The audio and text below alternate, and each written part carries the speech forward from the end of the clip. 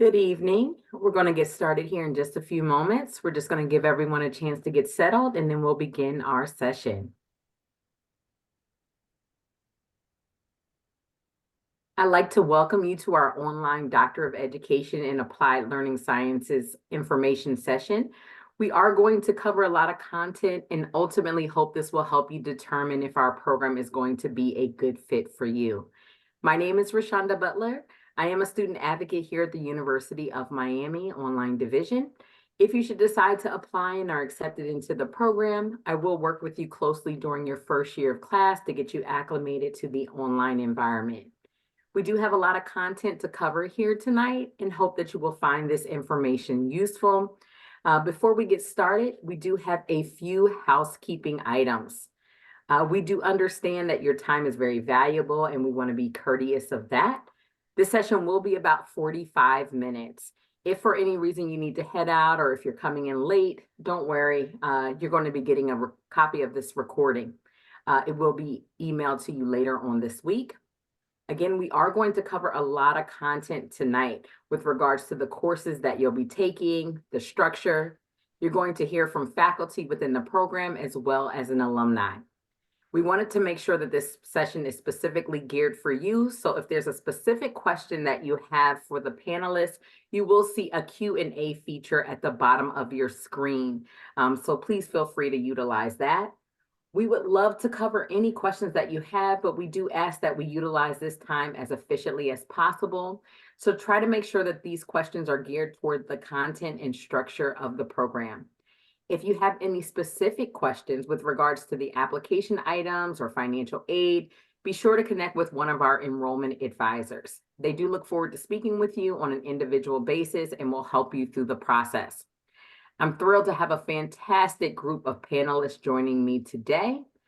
We have faculty members, Dr. Ahn, Dr. Baker, and joining us very soon will be Dr. Elbaum. We also have an alumni joining us tonight, and that is Dr. Michelle Jordan. So thank you all for joining us this evening. Would you mind telling us a little bit about yourself and your role here at the University of Miami? Well, Dr. Elbaum joined just now, so just want to let you know Dr. Elbaum is here. Dr. Elbaum, do you want to go first because you just joined us? I'd love to. So I just got off my first office hours meeting with my capstone students in the Applied Learning Sciences program, which is why I had to be here just a moment. Oh, yeah. It was wonderful. So I'm a professor in the Department of Teaching and Learning, and I have joint appointments in the Department of Psychology and Pediatrics, which tells you that my research and my learning designs are primarily with children. And I've been at the University of Miami quite a while. And I think that the Apple's program is actually one of the most exciting things that's happened in my career here. Thank you. Dr. Ahn? Yeah, well, hi, everybody. And well, I am Suyeon, and I am teaching quantitative methods class for applied learning science. I have been working with cohort 7. I was having very good privilege to work with cohort 7 on their capstone projects, and everybody will be done by the end of April or May, the first week of May. So I'm excited. So I'm sort of teaching the classes and supervising some of the capstone projects if needed. And another hat I have is I am, graduate deans at the School of Education and Human Development. Sometimes people call me vice dean or sometimes call me graduate deans, but I'm Suyeon over here to work with you guys for Apple's program for various forms. So nice to meet you guys, everybody. Thank you. Dr. Baker?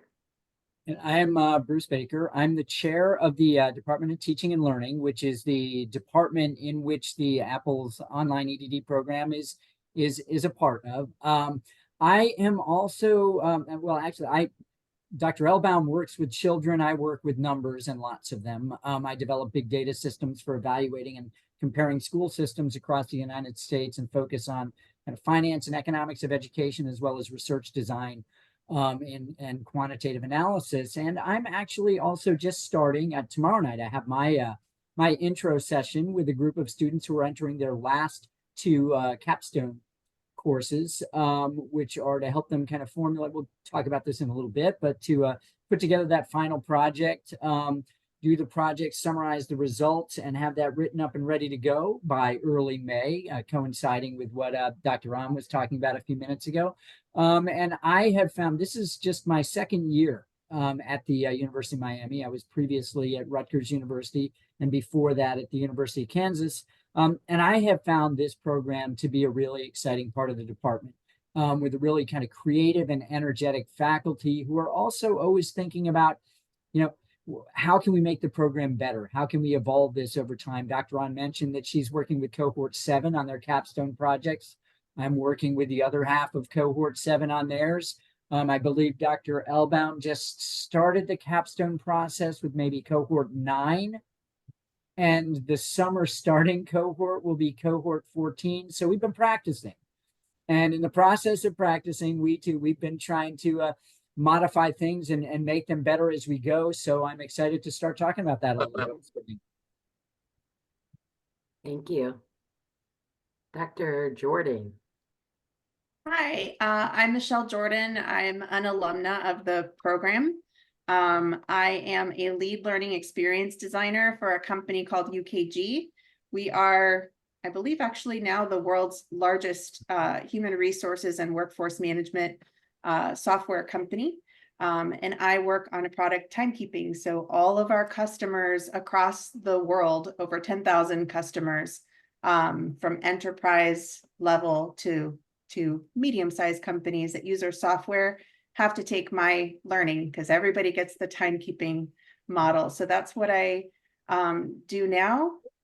My background, I was a high school English teacher. When I started the program, I did that for 15 years.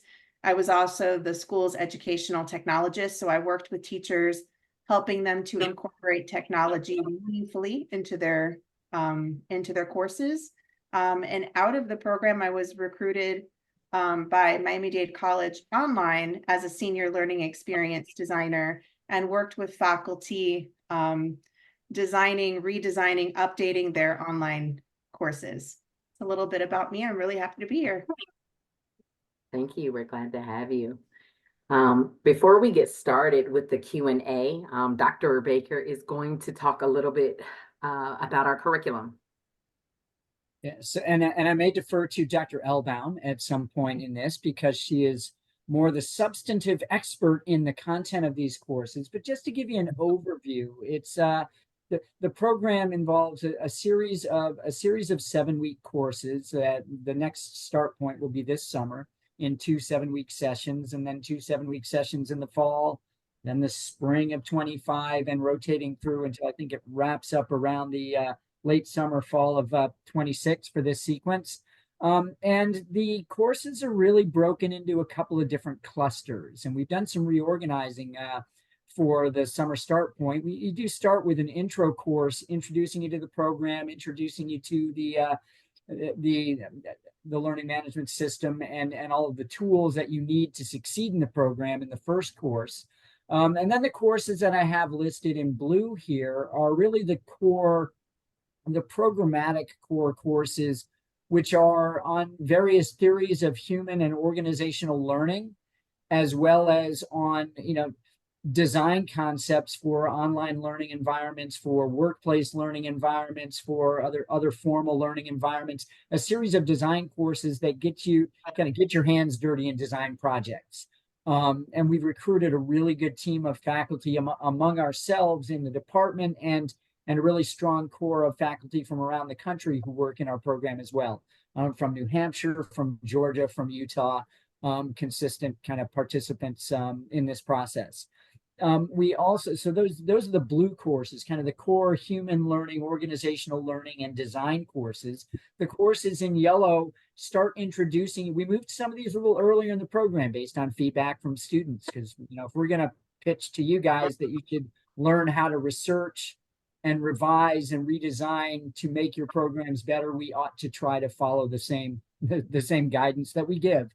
So we moved our introduction to research, kind of a focus on how we do research in institutional settings for the purposes of evaluating and redesigning learning systems and modules. We moved introduction to research a little earlier, but then we also have a quantitative methods course that is, applied statistical analysis for research purposes for program evaluation, and qualitative methods, because at least in my view, even though I'm a numbers geek, I find that the best approaches in workplace and applied context really involve the gathering of both quantitative and qualitative information. Those also provide the setup for what we have at the end of the program, where we've embedded the capstone project into a sequence of 3 courses. The first course, really, which is the one that Dr. Elbaum is starting right now with cohort 9, really deals with kind of project formulation and proposal, and perhaps she can answer more questions about that, where you are developing some types of learning modules, programs, for whatever type of setting, but you're going to have to engage in some evaluation of those as part of this capstone. So the first in the sequence is around kind of conceptualizing and designing and proposing this project. The next course really is digging in and implementing the whatever type of activities, modules, training, teaching, learning sessions that you've developed, and evaluating them, collecting data on what you've done. And then you got to write it up and defend it as you would in any other kind of doctoral academic setting. But it's online, it's virtual, but we do the defenses in person with a team of the primary advisor and the secondary advisor, and record that for the viewing of the third advisor. So we've sequenced those capstone courses together at the end of everything, but we've moved the research courses earlier to give you a taste of the thinking behind not just engaging in the design projects, but how we would research and evaluate their effectiveness, and how we would write that up and make it useful for then revising and moving forward. So that's my quick and dirty overview of the program, and maybe Dr. Elbaum has some more substance to add to that. I'll pass the baton. Good job, Dr. Baker. I'm here to answer questions. I think you covered the basics. Perfect. So let me just ask this. How is the curriculum designed to help students succeed in real world scenarios? And then what are some of the key skills and learning that this program focuses on? Dr. Elbaum? Okay, 2 different questions. Let me try to answer the first one at least, and then you might have to remind me about the second one, or I'll pass the baton. Real world skills. So I think one of the remarkable things about our program is really the student population. The students come from and are embedded in such a rich variety of different contexts that they bring with them a huge amount of expertise, whether that be in formal education, or in business, or the military, or government, or foreign affairs. I mean, really, it's very, very, very rich. And what I think is one of the foremost appeals of our program and quality is that we're able to allow the students to leverage the experiences that they already have and that they are having in their particular work context to bring perspective to the various design courses. And then when it comes to designing their own capstone, if they choose to do that in their work context, they have that insider view that will help them design a learning experience that is so beautifully tailored to their work context. Of course, bringing in everything they've learned from the program. So I think it's a wonderful collaboration and cross-fertilization of the expertise that the students bring from their own work context and our expertise, which we help them develop in the learning sciences. That was my answer to the first question. And if someone else wants to take the second one. I think she's gonna have to remind us of the second question. Okay, so the second one, what are some of the key skills in learning that this program focuses on? Do you want to Dr. take- Jordan, do you want to answer it? Because you went through everything. You are using the Sure. skills right now. Let's ask our colleague, Dr. Jordan, what skills did you develop? Did we help you develop? I'd like to take some credit. But it's mostly yours, mostly yours. You know, Dr. Elbaum, when you were answering that first question, it was bringing me back to where I was in my life at the time that I was in the program, and that the using the real world experiences for me, as an English teacher and as an educational technologist, I was very rooted in the high school learning environment. But the program helped me figure out how to translate those base skills to being a learning designer. And I'm a learning designer in the corporate world right now. Those base level skills are the same. Understanding the design process, the questions to ask when you're evaluating something, not just going by, you know, as high school teachers, we often went by the latest fad, like, oh, what are people doing in their classrooms to engage people? Oh, let me try that, trial and error. I learned what the questions were that I should be asking about my student population. More detailed questions about what I needed to think about in order to achieve a learning objective. So I think really the program sharpened the skills that I already had and helped me to understand how to translate that into different environments. Because now at this point, I've designed learning for high school students in an English classroom. I've designed learning alongside with faculty for college programs in architecture, in let me think what else I did. It was architecture, social sciences, language arts, theater arts, just really across the board. And then now as a corporate learning designer, that's a completely different audience than even the adult audience that I was looking at before. And now I understand the theory behind pedagogy. How is pedagogy and andragogy different? How are my learners different? How do I account for that? I know now where to go to when I have questions about something or I'm stuck. I know a little bit better about how to find the quality research that's out there. Just so many things that the program did for me. And I really I wanted to say, Dr. Baker, as you were going over and I looked at those differences where you're bringing up the research earlier in the program, that was an awesome change. That's really fantastic. Yeah, that I was very excited when I saw that shuffle happen. I'm like, okay, that's great. That's great. Getting that knowledge in early really gives a different perspective to all of the things that you're reading and taking in early on in the program. So awesome. Awesome. Good to hear. You know, I was going to ask you, and maybe you could elaborate.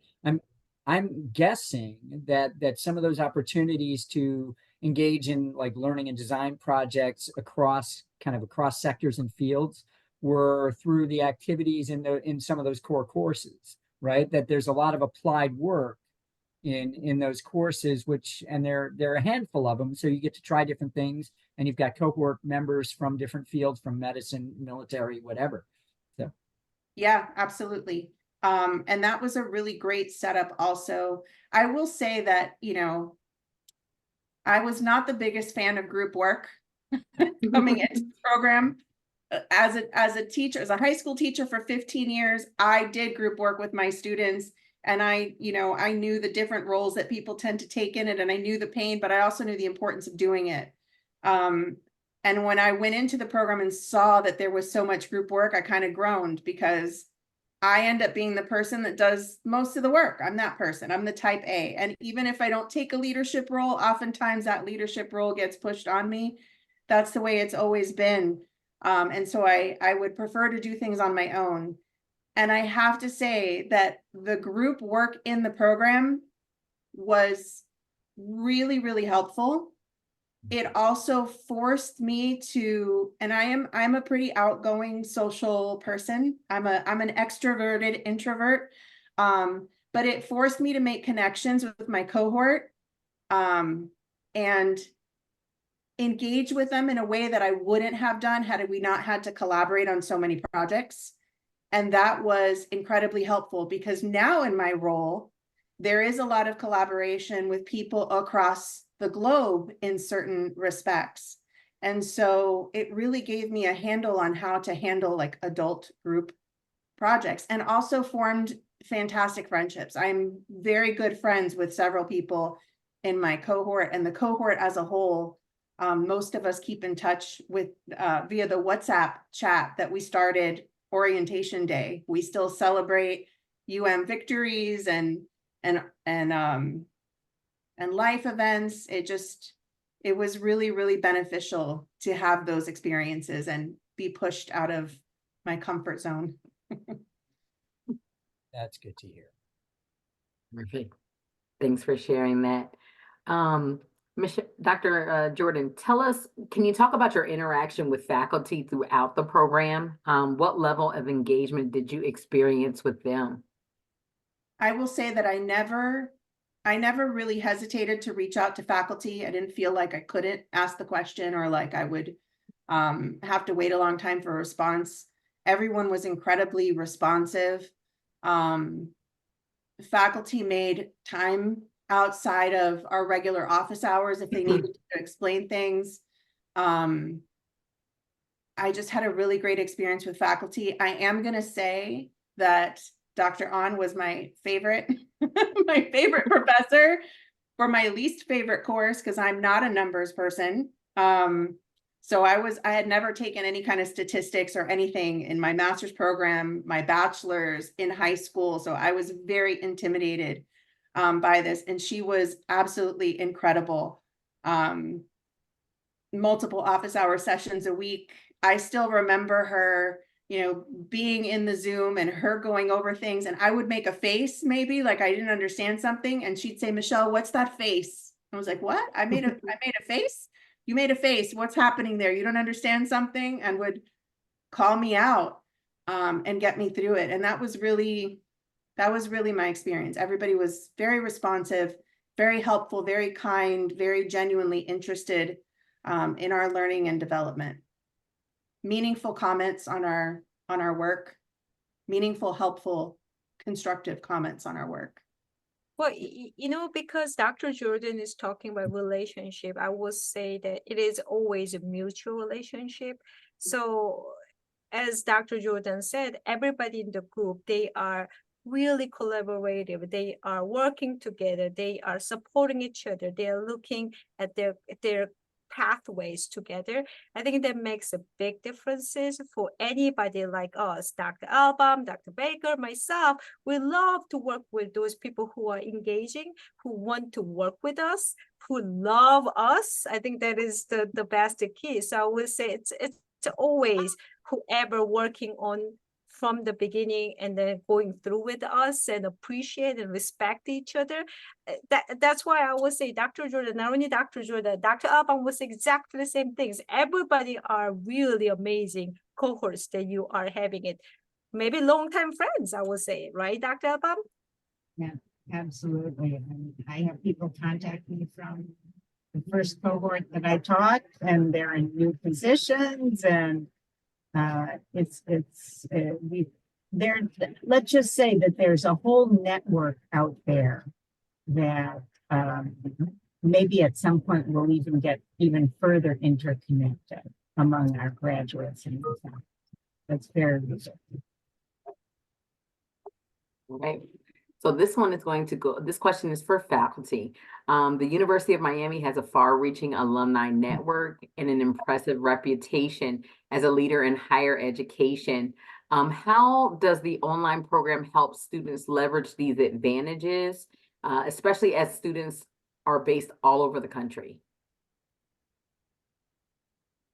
I think it's both, I mean, certainly the branding of the university and the fact that it has a strong reputation, and of having very high quality programs is a big part of it. But I also think it's a lot of what we were just talking about, the networking that is developed through the cohorts of individuals who are really scattered around the country, like the group that I'm going to be meeting with tomorrow night, like the group that Dr. Elbaum just met with this evening was they're pretty much all over the place, and maybe all over the world. And again, some of our own regular faculty who teach in this program are also in places like I just mentioned, New Hampshire, Utah, Georgia, and that's part of the network that you kind of gain access to, as well as your own peers, and that I think is as valuable as any kind of name brand that we bring to the game as being the University of Miami, but certainly the U. So which is a thing, and we've got our and there's just an excitement and a loyalty about that. Like I think did Dr. Jordan mention cheering for Canes games with the cohort, or so Yeah. I believe I heard that come up. So yeah, you're part of a community that's more than just this program, but I think the networking within the program is perhaps as valuable, if not the most valuable component of that. Thank you. So this question is for Dr. Jordan. How do you feel the program has helped you in your corporate role, considering most corporate trainers or designers generally are promoted from within the business? Yeah, what are your thoughts on that? And that came from our audience. Oh, that's a great question. My background is a bit of a unique background because yes, a lot of LXDs, learning experience designers, instructional designers, IDs, there's lots of names for what we do in the field. At my company, we're LXDs, learning experience designers, tend to be promoted up from within, or go from corporate environment to corporate environment.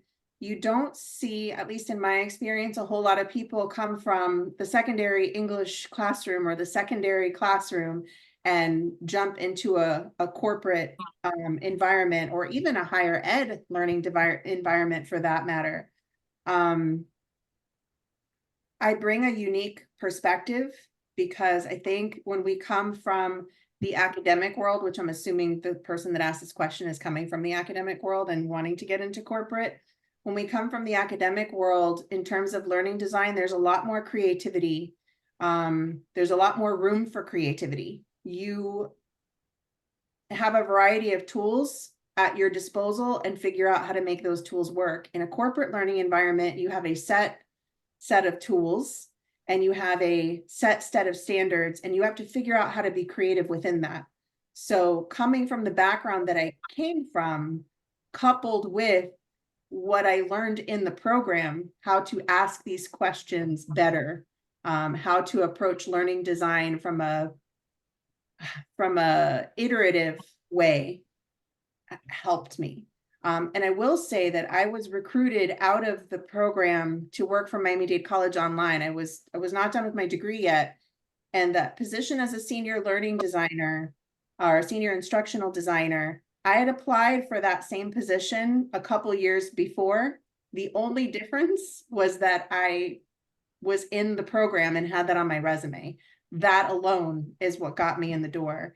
And when I applied for my current position, I actually applied for a senior level position. And when the recruiter spoke to me and got a little bit more of a background, he specifically asked me questions about my education and the coursework that I took at which I thought was really interesting. And he said, "You're not a senior level, you're a lead," which is the highest level, and found me a role, a different role than what I applied for. So I hope that helps answer the question. And if not, feel free to find me on LinkedIn and ask. I've had several people reach out to me. Good, thank you. Sure.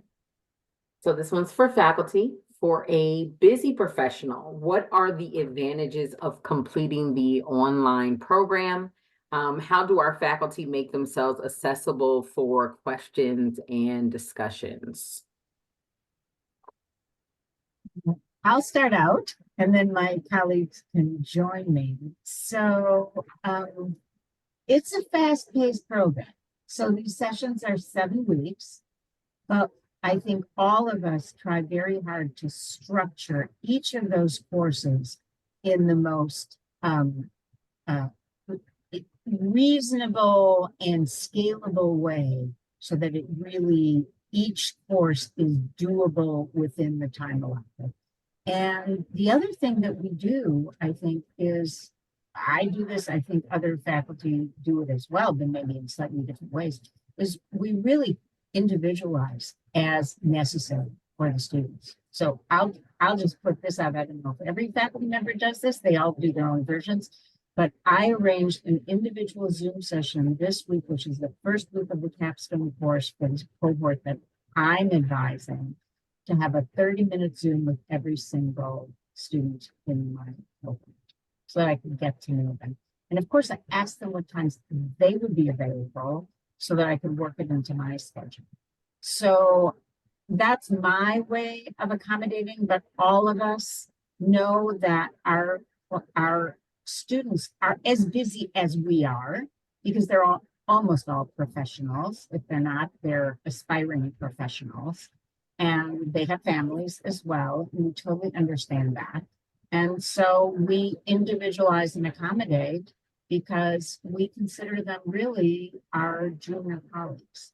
And then when they become doctors, they are officially our colleagues. So we extend them, I think, the same, if not greater courtesy that we do to our own colleagues here on campus, and understand that they can benefit from that individualized attention and also keeping up with the, our advising, being available to them as necessary to make sure they're on target. So we're supporting them throughout, particularly in the capstone, but in every single course that we do, because it's as important to us as it is to them that they have a great experience and that they complete each course in the sequence so they can move through and graduate. And then move on to the kinds of things that Michelle is doing, like Dr. And I think that flexible individualization it's necessary for any number of reasons. One is time zone variation, right? I mean, we've got people from West Coast to East Coast, different times work for different people. So we have to be cognizant of that in the way we set things up. And a lot of the coursework is driven by asynchronous assignments and available curriculum and modules that you're able to do on your own times and on your own schedules. But we do try to have those kind of regularly scheduled touch points to have the human contact that you might not have in another type of fully asynchronous online program.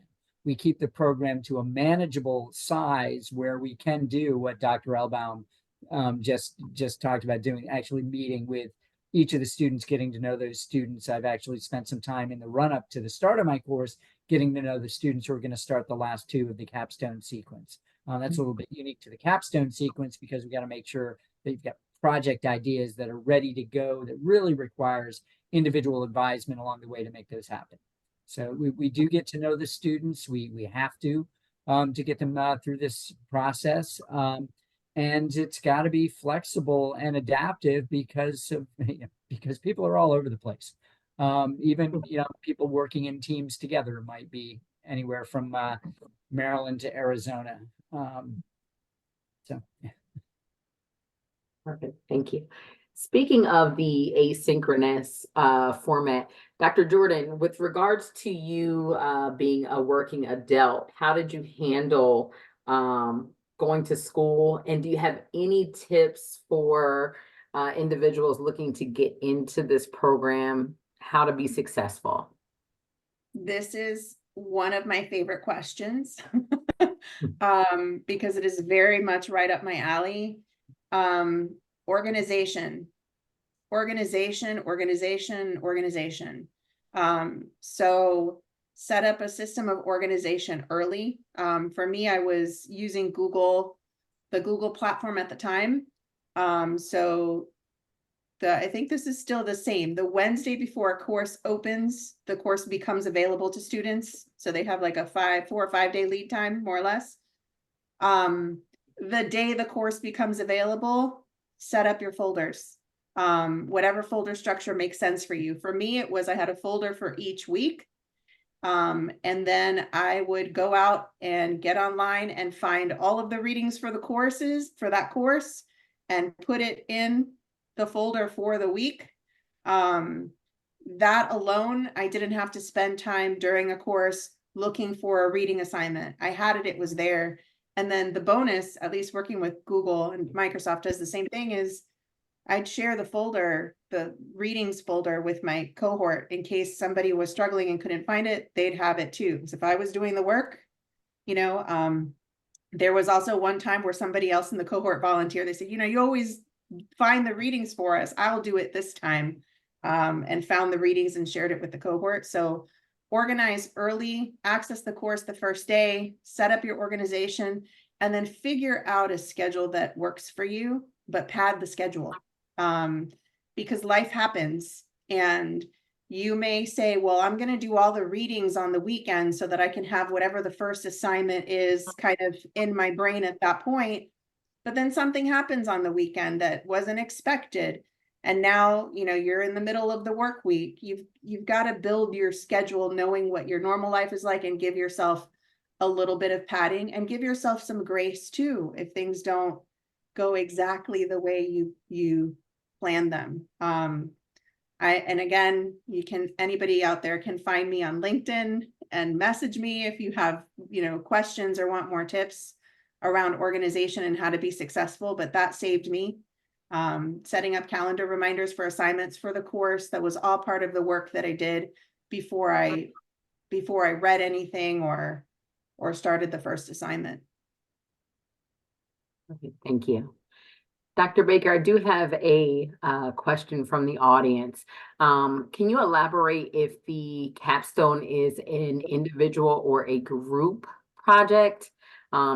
The person goes on to say at one point it appeared to be a group project, but in this information session, it appears to be an individual project. Can you elaborate a little bit more? I think there's greater value in doing it as a group project. It is permissible to do it as an individual project. But I also think that, we find, like I think, well, it's total across the students that I have and Dr. Ron has, about 13 separate capstones, 3 or so of which are individuals in cohort 7. But I've also found in working with the students from very different places that there are these synergies that they may not have realized that have kind of brought together projects into groups that are working exceptionally well. One that works at a 4-year historically Black college and another at a primarily Latino serving community college, both interested in how to train either academic advisors or resident advisors to better empower students to kind of engage with institutional resources and reduce student attrition.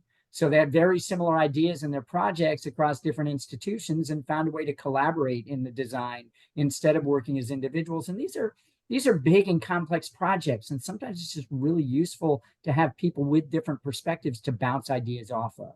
So, and I think Dr. Jordan will kind of echo that maybe by her own experiences. I don't know what your capstone was, but we do find that there is an energy generated by the group projects. And that kind of cross-pollination of thought, maybe working across sectors or even within sectors, but different contexts, that's really helpful. There is the option to go it alone. It's a lot of work to go it alone as well, but it is doable and it's certainly an option within the program. And that would be my own spin on. Rashonda, can I add something to that? Please. I went into the program knowing that I was going to do my capstone project on my own, and I knew what my capstone project was going to be, and it was going to be something that was related to my workplace, that was going to make the school that I worked at better. And I 100% changed my mind about It wasn't quite halfway. A few courses into the program, I had, with all of the group projects that we had done, I found 3 other cohort members that were amazing, and we really complemented each other well. One of them was doing her own project, so the 3 of us ended up doing something completely different, completely out of my comfort zone, not totally in any of our comfort zones. Our skills and experience complemented each other. I'm an English person, so writing, putting ideas together from our discussions, that was me. But I had 2 numbers people that helped out with the numbers.